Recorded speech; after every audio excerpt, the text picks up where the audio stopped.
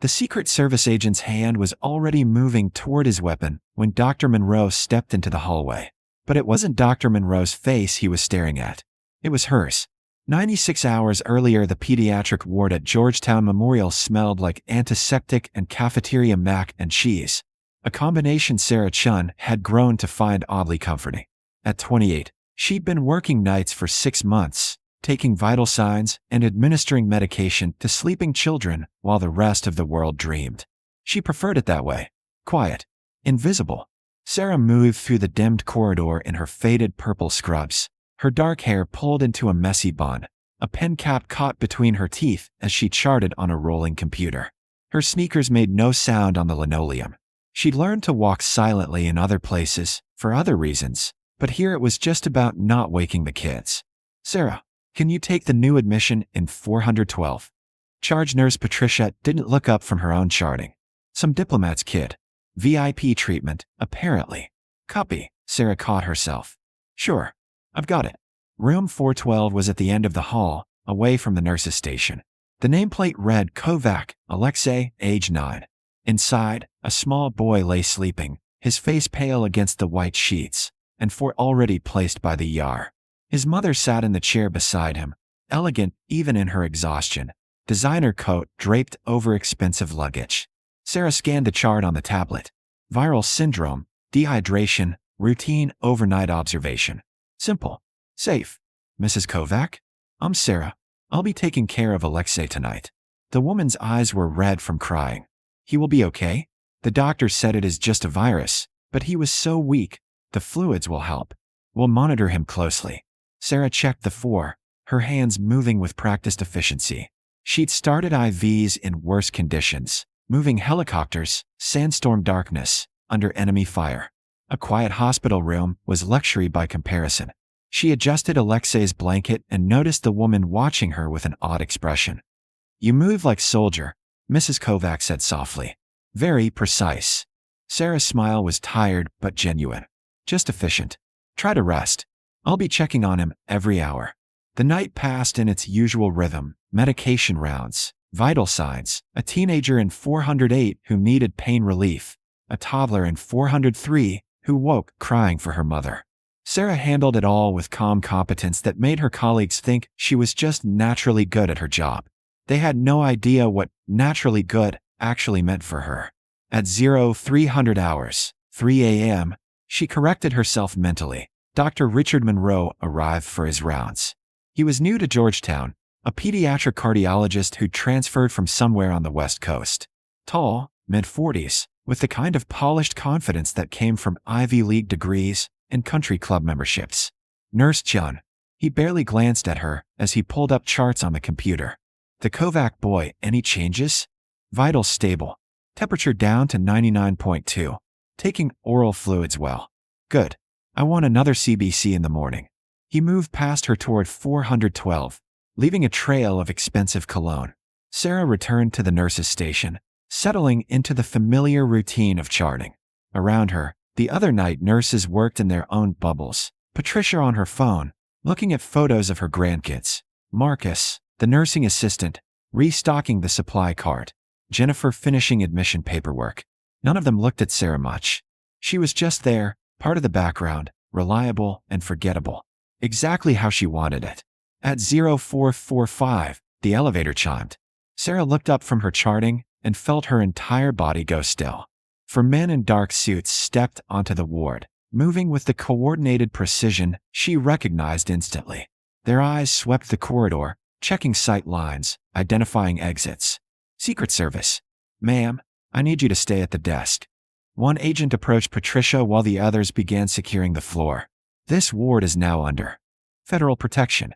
No one enters or exits without clearance." "What? I don't understand." Patricia was flustered, confused. But Sarah understood perfectly. She'd worked with Secret Service before, in another life. This was a protective detail, probably presidential level given the number of agents. Her pulse quickened despite years of training to stay calm. She kept her head down, focusing on her computer screen, making herself invisible. More agents arrived. Then doctors she didn't recognize, military physicians, she'd bet, judging by their posture. A portable cardiac unit was wheeled off the elevator. Monitoring equipment. A crash cart. Something was very wrong. We're looking for Dr. Richard Monroe. The lead agent had turned to Patricia. Where is he? I think he's in 412, checking on. The agent was already moving, speaking into his wrist mic. Subject located. 4th floor, room 412. Sarah's breath caught. Mrs. Kovac. Alexei. The VIP admission. This wasn't about a diplomat's child. And then she saw them. 2 more agents stepping off the elevator, flanking a figure in casual clothes. Even in jeans and a Georgetown sweatshirt. Even without the usual context of the Oval Office, Sarah recognized President Catherine Walsh immediately. The president's daughter. Alexei wasn't Kovac at all. Sarah's mind raced through protocols, threat assessments, security vulnerabilities. The ward had limited exits, windows that didn't open, 1 stairwell. If this was a medical emergency, they'd need, Dr. Monroe, we need you in conference room B. Now, the lead agent had returned with Monroe, who looked confused and slightly annoyed. I'm in the middle of patient care. This is not a request, sir. They escorted Monroe away, and Sarah watched the remaining agents establish a perimeter around room 412. The president had disappeared inside with the military physicians.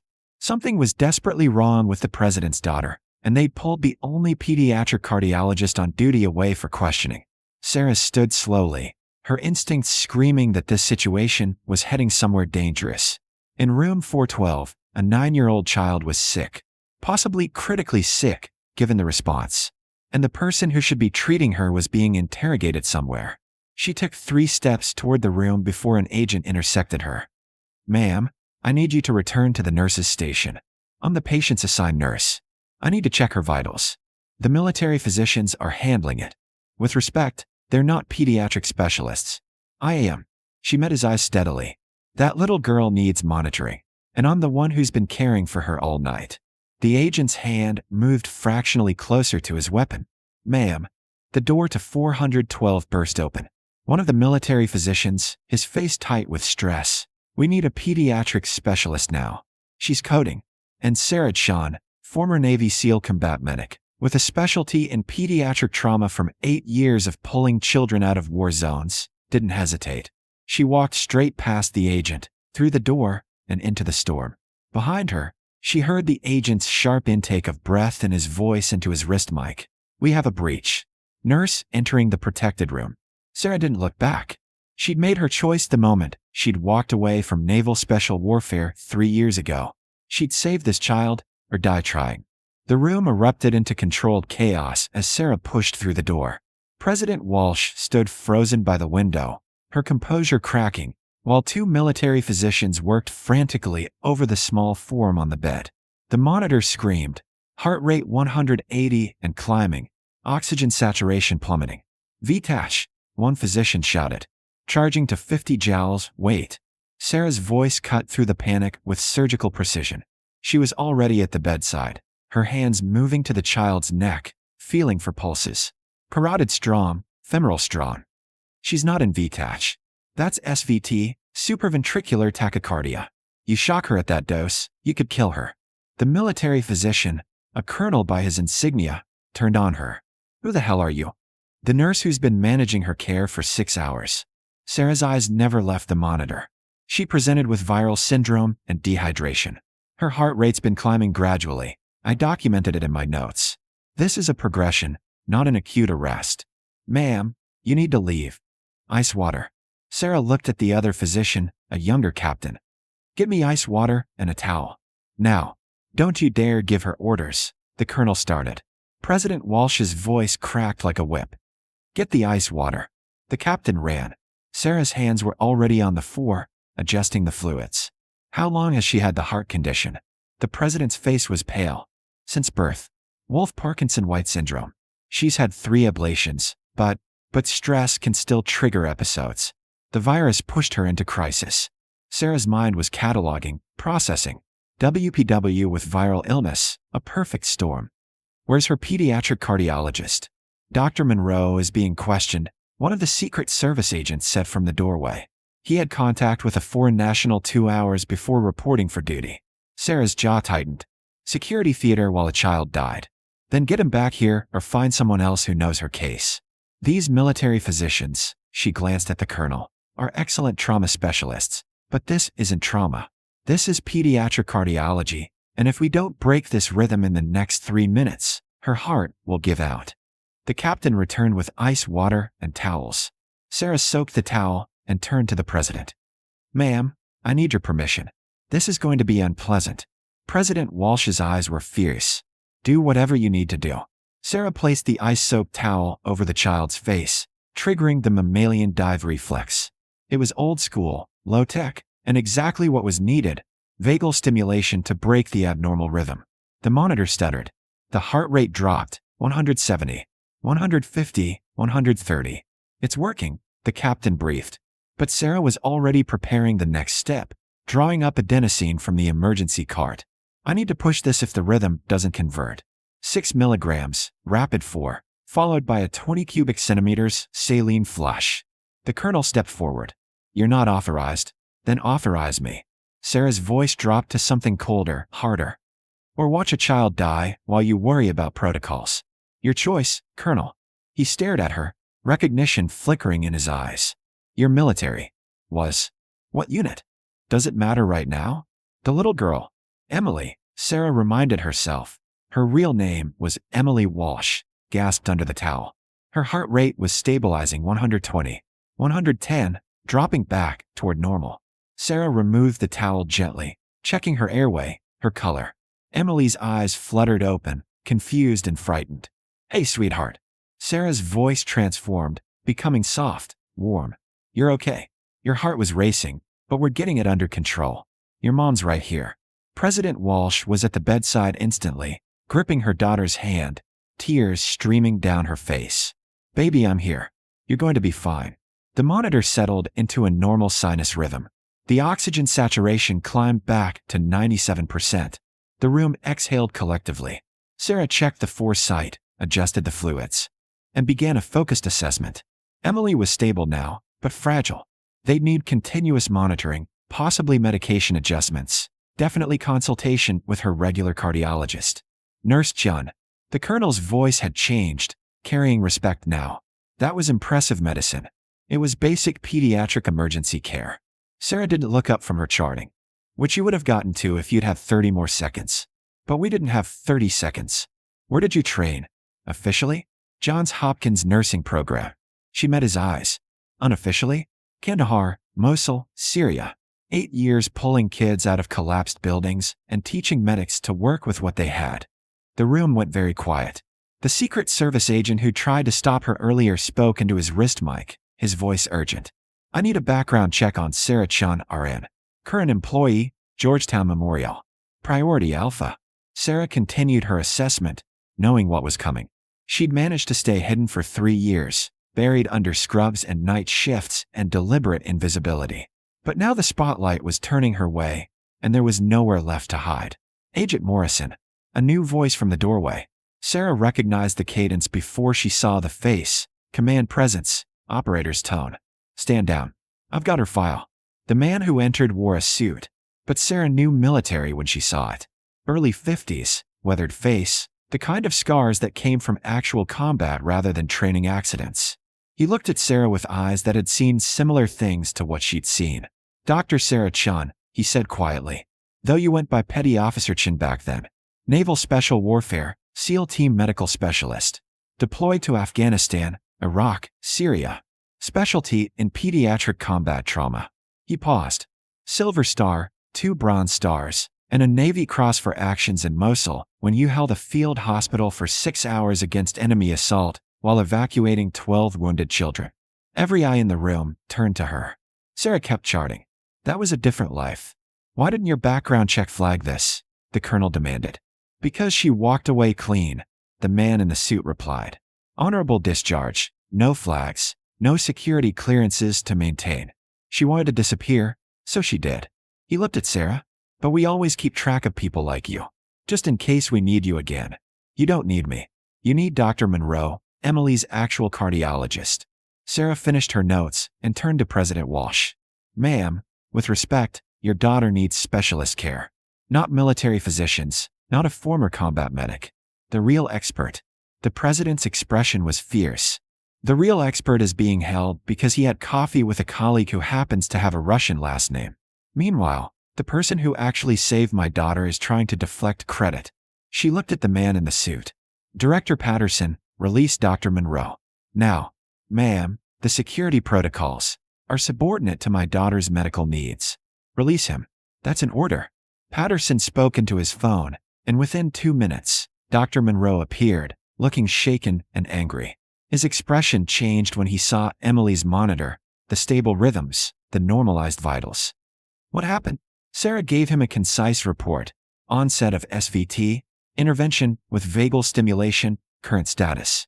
Pure medical handoff, professional and detached. Monroe checked Emily himself, then looked at Sarah with something between respect and confusion. You converted SVT with the dive reflex? That's exactly the right call. How did you know her history? Her mother told me. And you're a pediatric nurse? I'm a nurse who's seen a lot of sick kids. Sarah stepped back. She's stable now. She needs continuous monitoring and probably an adjustment to her beta blocker dosage once the acute illness resolves. I'll be at the nurse's station if you need anything. She headed for the door, exhausted and exposed, wanting nothing more than to disappear back into her routine. But President Walsh's voice stopped her.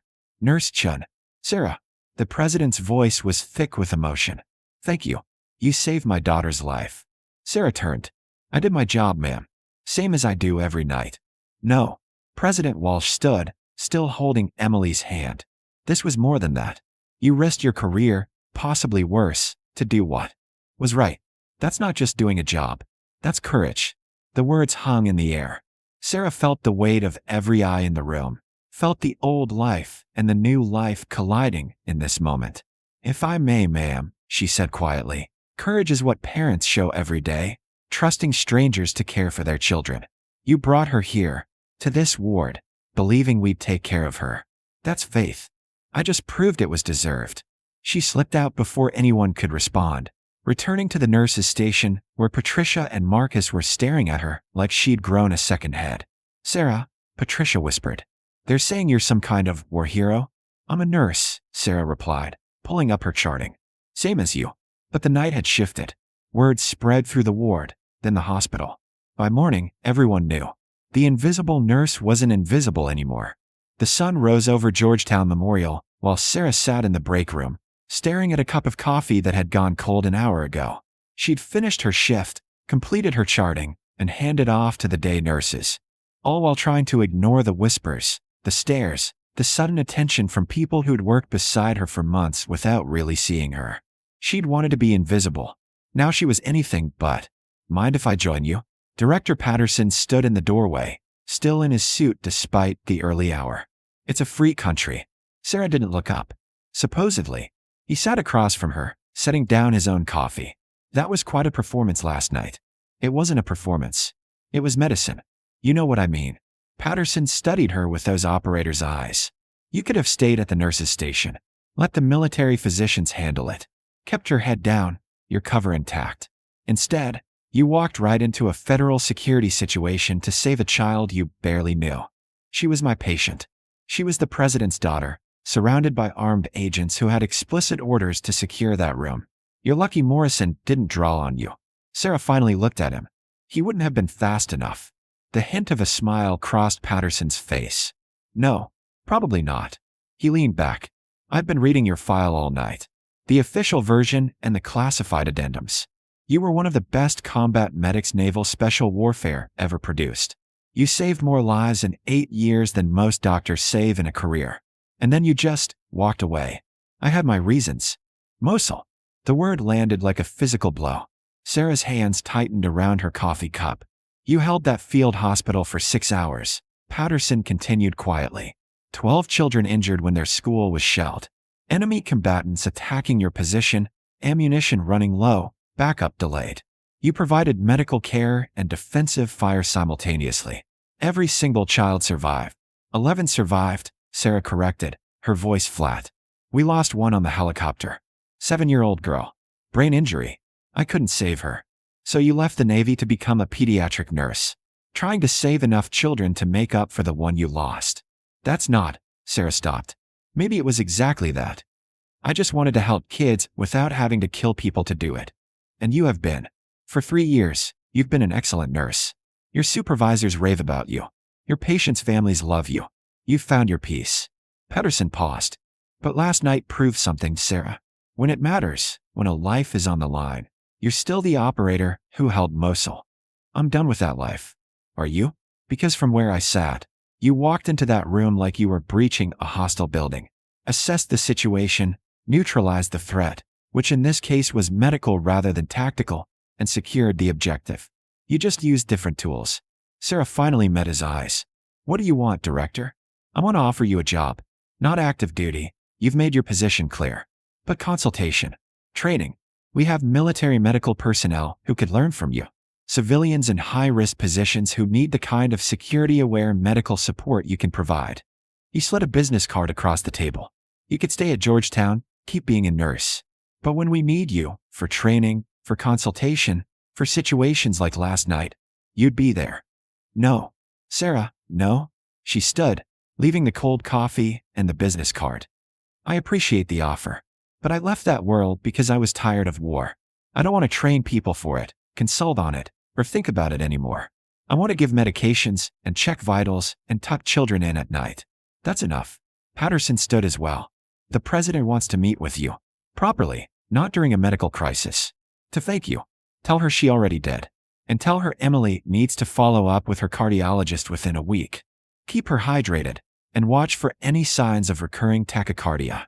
Sarah headed for the door. I'm going home now. I've had a long shift. She made it to the parking garage before her hands started shaking. Delayed stress response, normal after crisis situations. She sat in her ancient Honda, gripping the steering wheel, waiting for the tremors to pass. Her phone buzzed. A text from an unknown number. Thank you for saving my daughter. You were right. Courage is trusting strangers to care for our children. But what you did was still extraordinary. If you ever need anything, you have a friend in high places. KW. Despite everything, Sarah smiled. She deleted the message, security protocol, even now, and started her car. The drive home took her through Washington as the city woke up. Commuters heading to work, joggers in the park, food trucks setting up for breakfast rush. Normal life, the kind she'd fought to protect and then fought to join. She'd spent 3 years hiding, trying to be ordinary. Last night had blown that apart. But maybe that wasn't entirely bad. Her phone rang as she parked. Patricia's number. Sarah, I know you just left, but we've got a situation. 16-year-old in a car accident, multiple traumas, parents are military, active duty Marine and Navy pilot. They specifically asked if he could take the case when they heard about last night. I know you're off shift, but Sarah closed her eyes. She could say no. She could go home, sleep, maintain boundaries. She could be just a nurse who worked her shifts and nothing more. But that 7-year-old in Mosul, Amira, her name had been Amira, deserved better than Sarah running away from what she was good at. I'll be there in 10 minutes, she said. When Sarah walked back into Georgetown Memorial, still in her wrinkled scrubs, her hair falling from its bun, Patricia met her with eyes full of respect and something else, recognition. Room 318, Patricia said. And Sarah? Thank you. Not just for this. For everything. Sarah nodded and headed for the elevator. Around her, the hospital moved in its familiar rhythm. But now, when she passed doctors and nurses in the hallway, they nodded. They saw her. Dr. Monroe stood outside 318, reviewing charts. He looked up as Sarah approached. Nurse Chen. He hesitated. I owe you an apology. I've been working here 6 months, and I never really saw you. Never recognized how skilled you are. That was my failure. You see your patients, Sarah said. That's what matters. I'd like to change that. I've requested you be assigned to my service permanently, if you're willing. We work well together. And these kids, he gestured to the ward, they deserve the best. You're the best. Sarah felt something unodd in her chest, something she hadn't realized was tight. I'm willing. Inside room 318, a teenage girl lay unconscious. Her parents standing vigil with the particular stillness of military families who'd seen trauma before. The father's uniform marked him as a Marine gunnery sergeant. The mother wore flight wings. Mr. and Mrs. Rodriguez? Sarah introduced herself. I'm Sarah. I'll be coordinating your daughter's care. The mother's eyes were red. They told us about you. About last night. About who you were. I'm a nurse, Sarah said gently. Same as anyone here. And right now, your daughter needs nursing care. May I? She spent the next hour working with the team, assessing injuries, establishing lines, coordinating with surgery. It was complex, challenging work that required every bit of her training, both official and otherwise. When the girl was stable and heading to surgery, Gunnery Sergeant Rodriguez caught Sarah's arm. Ma'am, he said quietly, we know what you did. In the Navy, we know what you gave up. His voice roughened. Thank you. For your service then. For your service now. And for taking care of our daughter. Sarah's throat tightened. She's going to make it. The surgeons here are excellent. Because he got her stable first. He stepped back, came to attention, and saluted. Sarah froze. She hadn't been saluted in 3 years. She'd walked away from that world, that identity. But the gesture, from one warrior to another, acknowledging sacrifice and service, hit harder than she expected. She returned it, crisp and perfect, muscle memory taking over. Then it was done. The Rodriguezes headed to surgery waiting. Sarah returned to the nurse's station, where the day's shift was in full swing. Her phone buzzed again. Patricia had forwarded an email, hospital administration, requesting a meeting. Probably about last night, about protocols, about the sudden revelation that a decorated combat veteran had been working night shifts without anyone knowing. Sarah would deal with it later. Right now, she had patience. She pulled up her assignment. 4 children, ranging from a 2-year-old with pneumonia to a 12-year-old post-appendectomy. Routine cases. Normal nursing work. Exactly what she'd wanted. Jennifer, one of the day nurses, approached hesitantly. Sarah, I just wanted to say, I've worked with you for months. You've always been amazing. But now I understand why. You weren't just trained to be a nurse. You were trained to save lives under impossible conditions. Every nurse is trained to save lives, Sarah said. Maybe, but you actually did it. In war zones. Under fire. And now you're here, taking care of kids with the same dedication you showed for those wounded in combat. Jennifer smiled. That's not just doing a job. That's a calling. After Jennifer left, Sarah stood at the nurse's station, looking down the hallway of the pediatric ward. Lights glowed softly in patient rooms. Monitors beeped their steady rhythms. Parents kept vigil. Children slept or played or healed. This was her battlefield now. Not mud and blood and gunfire, but beeping monitors and 4 poles and frightened families. She'd traded her rifle for a stethoscope, her military decorations for a nursing license. But the mission was the same. Protect those who couldn't protect themselves. Director Patterson's business card was still in her pocket.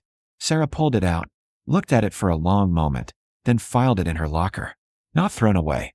Just kept for if she ever needed it. She'd spent 3 years trying to bury the operator and be only the nurse. Last night proved she couldn't separate the two. They were both part of who she was, the warrior and the healer, the SEAL medic and the pediatric nurse. Sarah Chen checked her first patient's vitals, adjusted in 4, tucked a blanket around a sleeping toddler. Routine work. Invisible work. But she understood now. She didn't need to be invisible to find peace. She just needed to be present, doing the work that mattered, using all of her skills, military and medical, to protect the ones who needed protecting. A 7-year-old girl in Mosul hadn't survived. But every child she cared for now, every patient she saved, every parent she comforted, that was Amira's legacy. And that was enough. Sarah returned to the nurse's station, pulled up her charting, and settled into her shift. Around her, Georgetown Memorial continued its endless rhythm of healing and hope. And in room 412, a 9-year-old girl with a healed heart slept peacefully, guarded by Secret Service and watched over by a nurse who understood that sometimes the greatest courage isn't about fighting. It's about choosing, every single day, to save lives instead of taking them. Sarah Chen was just a pediatric nurse. And that was exactly who she needed to be.